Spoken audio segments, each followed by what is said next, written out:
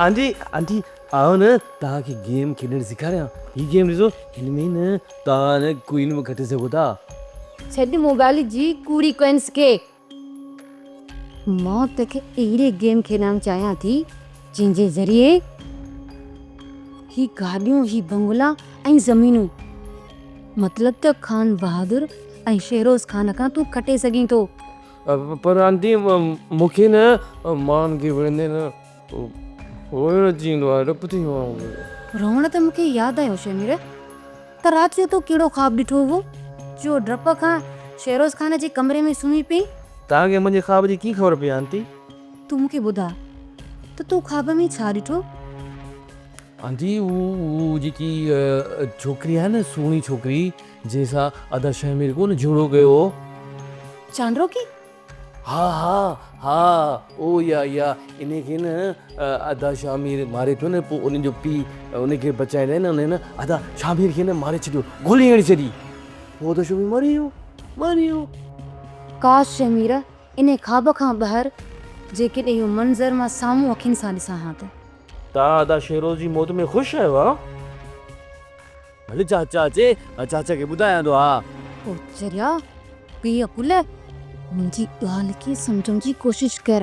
इहे ॿई जेके पीउ पुट अथई न, शमीर तुंहिंजा सॼण कोन्हनि के, इन्हनि खे तो मंझां ख़तरो महसूसु थिए थो। इहे तोखे मारींदे देरि कान कंदा, इन जे करे सियाणो पाण खे कॾहिं बि ज़ाहिर न कजां। मतिलब त तूं पंहिंजो पाण खे उन्हनि जे साम्हूं ज़ाहिर कंदे? तूं त कुदरती जहिड़ो आहीं। मां त तोते हरू भरू पंहिंजो टाइम ज़ाया करे रही आहियां। आंटी त अलाए छा था चओ, मूंखे तव्हांजी ॻाल्हि सम्झ में ई नथी अचे।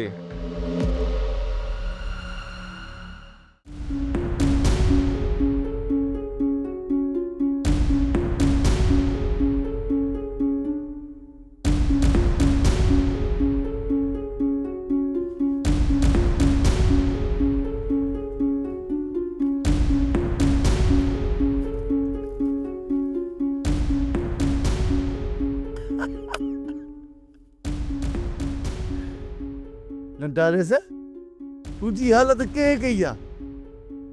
पुराणो पहाको न जेको गॾाई मिटीअ में लेथड़ियूं पाए उथंदी आहे न, ही सफ़ा धूड़ हूंदी आहे। तूं बि सफ़ा धूड़ थी वई। छॾाणे हिन बकवास खे। ॾिस मुंहिंजे कपिड़नि ते जेकॾहिं मिटी लॻल आहे त उनखे साफ़ कर। हा हाज़िर।